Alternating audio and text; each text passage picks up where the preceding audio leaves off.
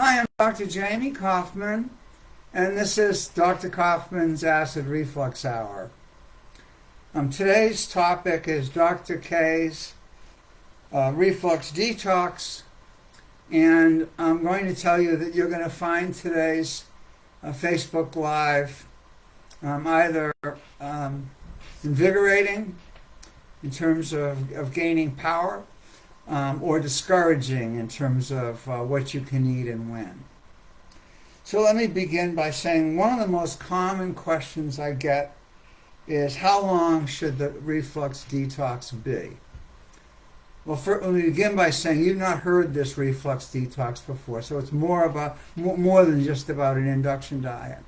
But the answer is, if you really want to avoid having reflux, and you want your big uvula to go away, and your sinus disease to go away, and your snoring and sleep apnea to go away, you should be a vegan who eats at 5 o'clock and goes to midnight between midnight and 1. You should be not overweight, and you should avoid high-risk foods, including alcohol and chocolate. So, if you do that, and that's your life, then you will not have reflux. And so the whole point of what I'm going to say today, which is the piece that is both empowering or discouraging, is I've made a discovery that reflux is not a medical problem. It's cultural. I mean, we all think, having a dinner party at 8:30 on a Saturday night with wine and hors d'oeuvres and a nice rich meal and a chocolate dessert and an aperitif, and home at 11 and in bed by 12. There's virtually 100% chance that that person who went to that dinner party is going to reflux all night. And someone's got sinus problems and they're on to their third sinus surgery, but neither they nor the doctor know it's reflux. The same is true of the asthmatic. Neither they nor the doctor know it's reflux. So I'm going to talk about first the stages of, and by the way, if you do have this book, the chapter that nobody ever reads is called The Stages of Reflux and Reflux and Recovery. And the 4 stages of reflux are discussed, as well as the laws of decompensation.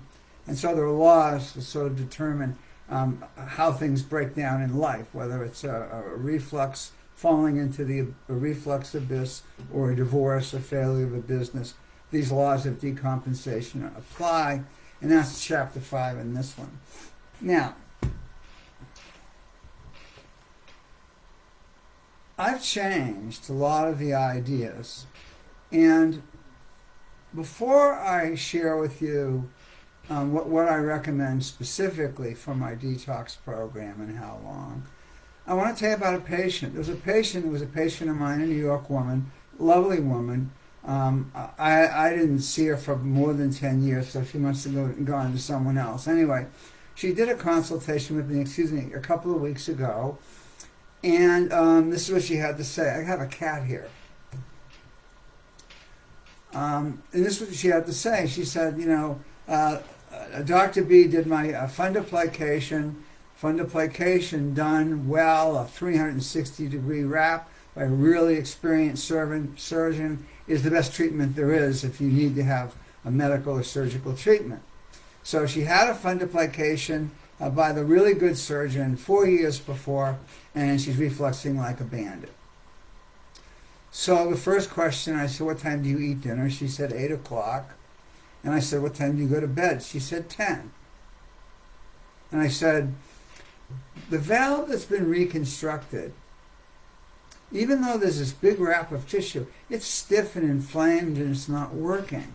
And the reason is you're refluxing. The reason you're refluxing is you're going to bed with a full stomach full of acid and pepsin, and you're refluxing all night, every night.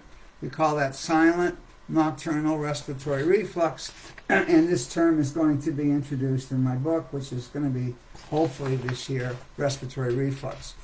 But in any case, there's no treatment. There's nothing wrong with her surgery. So she needs to actually stop reflux long enough for the inflammation and the swelling, for the injury, if you will, to recover. I mean, if I bang my thumb with a hammer and it's all stiff and swollen, I can't move it much, and a month later it should be fine, unless I bang it every night. And that's sort of what y'all are doing, is you're banging it every night. So it's silent nocturnal respiratory reflux, or snore, is the most common pattern in America. You know, your kid has a soccer practice and it's almost dark when you're stopping at the fast food place to get dinner. You all have reflux. So let me begin by saying that if you ask me the risk factors for reflux, and there are many, going to bed with an empty, quiet stomach is number one. So, an empty and quiet are not the same thing, by the way. I mean, you could stop eating really, really early. You go to bed at 11. You could have a sugar cookie at 10. Sugar cookie would be out of your stomach in 15 minutes, but you'd have acid and pepsin and all that jazz. So if you ask me about this detox program, the first piece is going to bed with an empty and quiet stomach. Yes, it's going to be socially disruptive, and there's nothing I can do about that. Remember what I said. Reflux is not a medical problem. You know, I get a lot of questions, and I feel like answering them. You're trying to fix the rusty railing on the ship, but it's sinking. Or you have crabgrass everywhere in your front yard, and you have a weed killer, and you come out and you spray right next to your front door. And so the scale of the treatment and the idea that there are things that the medical system can provide for you that'll make your reflux go away, I think Our Lady of the fundoplication that seems to have failed due to eating too late is the poster child. So if you ask me what does it mean to do a detox, I would recommend doing a reverse intermittent fast. So if you get up at 7 and you go to bed at 11, then you fast for the first 8 hours of the day. So if you get up at 7, then your kitchen closes at 3. All right? Now, that's a long time. Maybe you could cheat it to 4. Let's make it 6 hours. Longer if you've got gastroparesis. So going to bed with an empty, quiet stomach is quite a big deal. It's going to be very difficult for you. I do tell people, if you get hungry in the evening, we've sort of found that chamomile tea or ginger tea or a combination seems to be very good in terms of settling people's stomach. But no honey or no sugar, because the calories turn on insulin, turn on glucose. So you don't want anything that's going to turn the stomach back on. So chamomile tea, and it takes more than a cup. When I did this way back when, I would march a little tray into my office with my beautiful pot that I bought in Chinatown, and I would have my tea. So the first feature of a detox program is going to bed with an empty, quiet stomach. Now, you could ask, how long is that for me? And the answer is, the hardest part about treating reflux is everybody's different. So I can't answer that. That's why I'm recommending for a lot of people this reflux detox, where they can eat how long they stay up. They can eat the first 8 hours of the day. And your last feed should not be your big feed of the day. So now you're going to bed with an empty, quiet stomach. This detox program, let's just say it's a month for starters, okay? 4 weeks. Make it easy. You can do this for a month. Look at the calendar for a month. So now you're eating really, really, really, really early. You're not making your last feed the big refueling meal of the day, and you're going to sleep at 45 degrees. Now, a wedge is not 45 degrees. So for those of you who have recliners, set them at 45 degrees, pillow them up. Ooh, put a little blanket in that crack right there. If you have TJ Maxx near you, they make this reading pillow. I call it the old lady reader pillow. I have one with a very sharp back and little arms on it. And then you put a pillow on that and 2 more pillows on the arms. And I would take a big one off the bed to put under your knees, and that keeps you stable. So if you go to bed, so if I didn't do any more except say, I've said the last thing I'm ever going to say on Facebook Live, if you go to bed with an empty, quiet stomach and sleep on an incline, and you just say you did that for a year, that would fix more than half of you completely, including your snoring, sleep apnea, sinus disease, asthma, and you name it. So, but I'm not going to recommend that for a year. Now, during this detox program, you're going to have a low-acid, low-fat diet. It's on page 48 in the book that I just showed you. It's on page 46 in Dropping Acid. And if you don't have either book, the detox program is on the blog, jamiekoufman.com, under vegetarian. And what I'm really talking about is what I call a chegan diet. And I'm a chegan, I'm a cheating vegan. So I'm mostly a vegan, but I do eat fish and once in a while poultry and once in a big blue moon a steak. But I mean, it's essentially a low-fat, low-acid diet. If you're wondering about, can I take this supplement? Shall I have this? Get some pH paper. You can get this. I have links on my most recent blog, which is going to be important to you in a moment. And that's the last and most recent alkaline water article. So, we got you an empty, quiet stomach, sleeping on an incline, on a low-acid, low-fat diet. I don't want to belabor the details of that at the moment, but there's nothing out of a bottle or a can. There's no alcohol. There's no chocolate. There's onions, garlics, tomatoes, peppers. It's pretty clear to avoid all the things that we know are triggers. Not that these things are all triggers for everybody. For example, the safest fruit there is, the banana, is a trigger food for a small percent of people. Who knew? So now we've got you empty, quiet stomach, incline, and a diet which is probably going to minimize your reflux.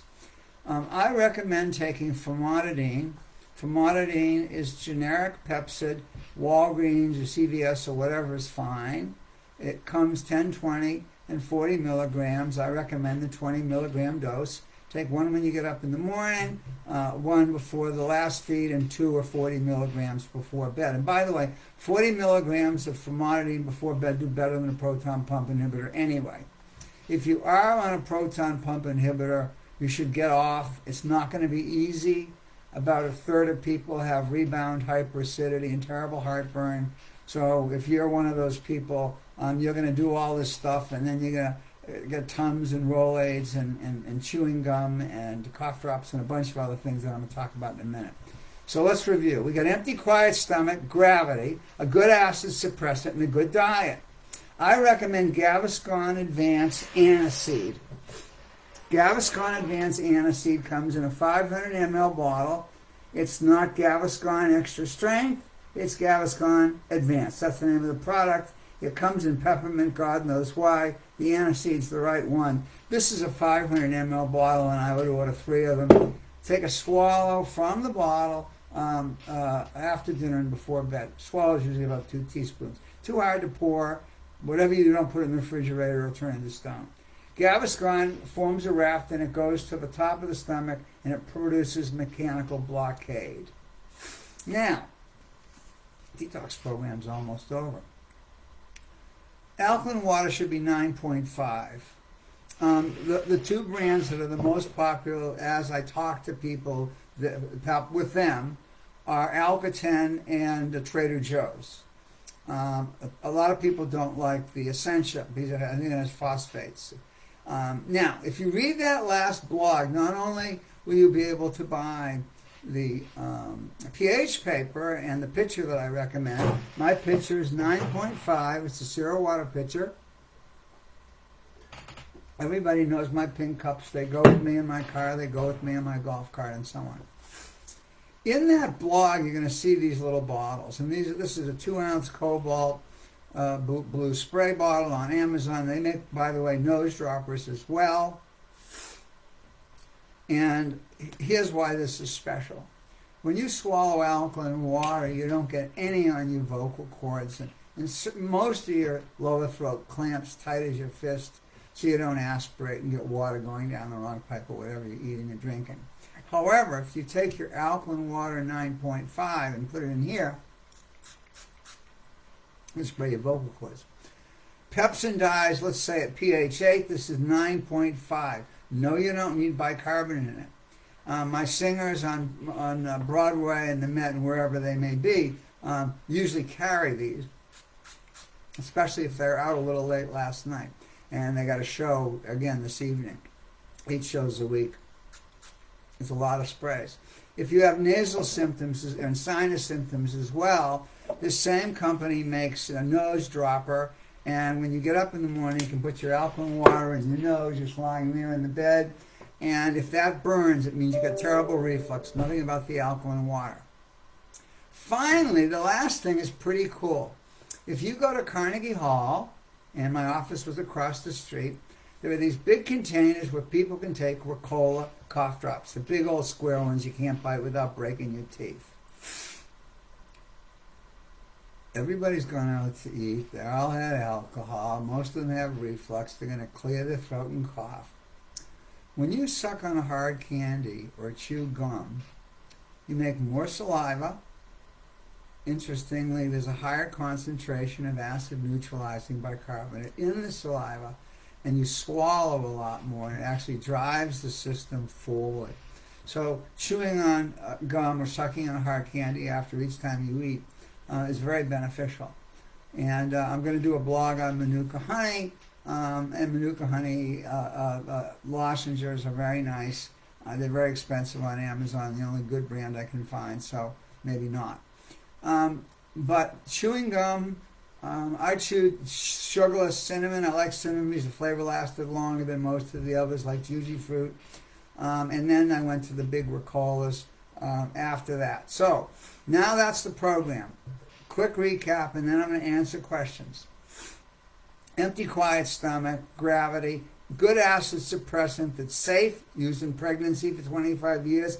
Gaviscon Advanced block up the lower esophageal sphincter. We have the diet, we have the alkaline water spray, and chewing gum after each meal. Now, so 4 weeks are up, and you want to know, what do you do now? For most people, the first thing they want to do is put the bed down. So don't change anything else. Put the bed down for 3 days. And if your reflux starts coming back, you probably need to consider buying the bed that goes up and down, especially if you've got snoring, sleep apnea, shortness of breath of any kind, asthma, all of the real respiratory symptoms. And let me show you something small. If you do get the bed, you want the knees to gatch, so you can. This takes the pressure off your back, and you sleep on your side. So you can only change a few variables at a time. So although the strict detox was a month, it may take you a year until you've worked out all the variables that are most important to you. Oh, turns out that coffee is a trigger food for you. Who knew? It's not often a trigger food unless you're drinking a pot. So everybody's different. Now, that program works for 75% of people. Okay? So there are the whole group, 25%, that have other issues and other problems. In addition, I might add that getting reflux testing and all that, just ask your family doctor to get a barium swallow esophagram with you upright and supine after you've finished your detox program, and you'll see if you've got dysmotility and if you still have reflux and so on. So that's it. Detox is tough. Detox is demanding, and detox is socially disruptive, and detox does take more than 4 months. So how long do I need detox program? I've already answered that question, and the answer is I don't know. I recommend it for 4 weeks. Is 3 hours enough time between final eating and bedtime? Absolutely not. We're now in the 5 or 6 hours. Remember, this is a very important principle. Reflux is not a chronic disease for most people, but it is a vicious cycle going down. The more you reflux, the more inflamed the lower valve is, the more you reflux, esophageal function gets lazy, and the upper valve kicks out, so that when you lie down at night, what is in your stomach is in your esophagus, is in your throat. So to get all that to heal, you've got to stop the reflux completely in its tracks, let's just say for a month. And then the question is where do you go after that? And the answer is that's the hard part. Adding a piece at a time, I really liked red apples and pears, and I wanted to add them quickly into my diet. And I'm going to talk a little bit about pH balancing in one of these coming blogs. Will I ever be able to eat chocolate again? No. If it's a trigger food for you, trigger food for me, the answer is maybe. Who knows? When I had reflux, could be good for days, eat one chocolate chip and be off to the races refluxing for the weekend. So the answer is the two number one and number two triggers, and we didn't even talk about obesity. Number one and number two, number three are alcohol, chocolate, and good time, and obesity. I mean, if you have a big stomach, when you lie down, that 40-pound mass is pushing on your stomach while you sleep. So there are a lot of these questions that are very specific. So let me try to answer some of them. We talked about a low-fat diet, and I will tell you that when I first started doing this, I recommended getting rid of all the low-fat, all the fats, and I no longer do that. So just for those of you, it's really nice to know you can have all the olive oil you want. To my knowledge, I've never had someone who had olive oil as a trigger food. You can have all the fish you want, and you can have all the avocados you want. So even though those are high, and they may be the three best fats we have. I mean, I'm a big fan of West Coast salmon. I don't get farmed. I don't get East Coast. It's hard to get king, sockeye, and coho, and it's expensive. And I eat lox. So you can have all the avocados, olive oil, and fish you want. Many people have said things like, I've done the detox, a low-acid diet for a year, and I'm still having burning tongue and chest after everything I eat. Now, this is a zinger of a question. So burning tongue and burning chest, and I'm not talking about heartburn. Heartburn is, you see the big, heavy guy, just finished a Philly steak and he's cheese, and he's leaning back, and he's groaning, and there's an ad for Prilosec or whatever it is. But this woman says, burning tongue and chest every time I eat. But burning tongue is a neurogenic symptom. It's not to say you can't get it, but if you have a burning tongue and you're not tasting reflux, then it's simply neurogenic. Now, I'm going to talk about neurogenic stuff a lot in the book, Respiratory Reflux, but there's a big article, 3-part article on the vagus on my blog. I wrote that big, huge article that way because it's the first draft of a chapter that's just going to go in my book. But anyway, burning tongue, and by the way, if you just have burning chest all day long, that's again vagally mediated neurogenic. And the treatment of that doesn't mean reflux won't make it worse. Reflux will make it worse, but it's neurogenic. Vagus nerve. Let me tell you my story very, very fast. Christmas Day, 30 years ago, sick as a dog. 3 days later, no voice, paralyzed left vocal cord. Started coughing continuously and had every reflux symptom except heartburn. So I was a 50-something. I never had a voice problem, never had a cough problem, never a reflux problem until I got sick with the flu. And by the way, COVID will do it too. So what happens is the vagus nerve is one of the nerves that runs everything. In fact, it's the most important nerve in the body. It runs the digestive system, respiratory system, cardiovascular system, and all your internal organs. So if you have a vagus nerve in your throat and you get a virus and the nerve gets sick, it can do funny things. Call it a vagal neuropathy. And the same thing can happen with the nerve going through the tongue. So just understand, I don't want everyone to say I have neurogenic this and neurogenic that. But I did a consultation with a woman from Czechoslovakia last Sunday. She's a 29-year-old woman. Her work was teaching languages, and she had tremendous pain with voice use. That's a neurogenic symptom. So that's treated, and there's an article on neurogenic cough, and you get the gist of the kind of ways we treat that.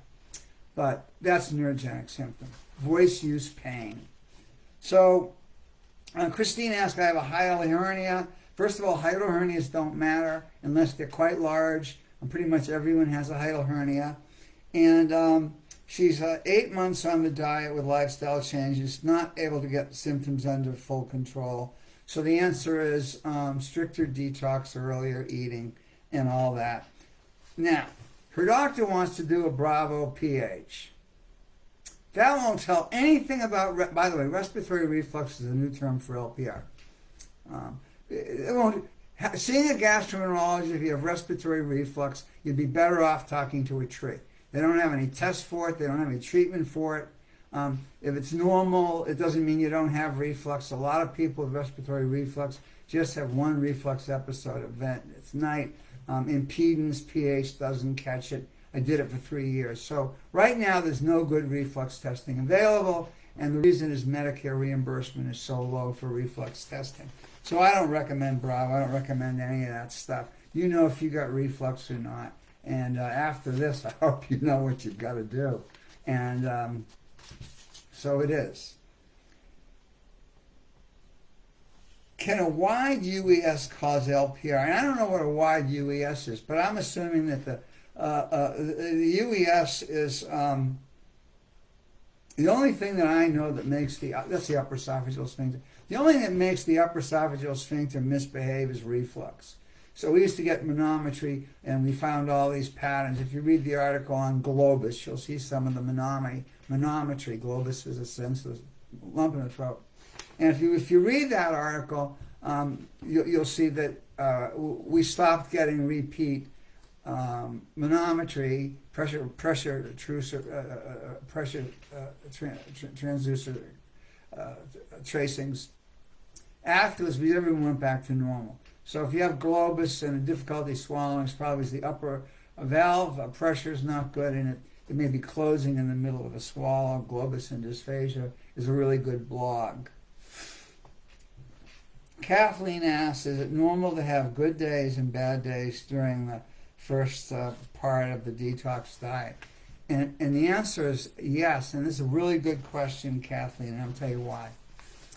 For people who have had reflux for years, when they start healing, some people get worse. I used to get calls from people saying that they were, 2 weeks or 4 weeks in, and they go, your medicine's giving me heartburn. I never had heartburn a day in my life. And what happens to some people is there's so much inflammation and so much swelling that the esophagus and all these areas become inured. They're hardened. And so as healing takes place, the little nerve endings are better or worse exposed to what's going on.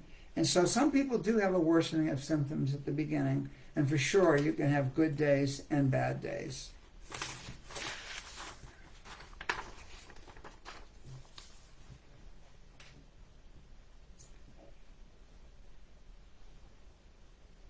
Baking soda capsules, not useful. Probiotics are good for everybody. I get the cheap one off the store shelf. And I've got 100 questions about children that I'm not going to address today.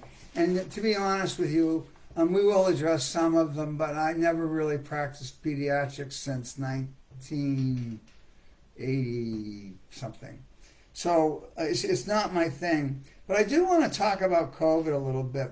When I wrote the article on post-viral vagal neuropathy, and it wasn't that long ago, I said that I didn't see COVID as knocking off the vagus nerve very often. I changed my mind. And when I rewrite that section, COVID will just be another one of the viruses that can knock it off. And there's some evidence that vagal dysfunction is a big part of long COVID. I certainly had it. So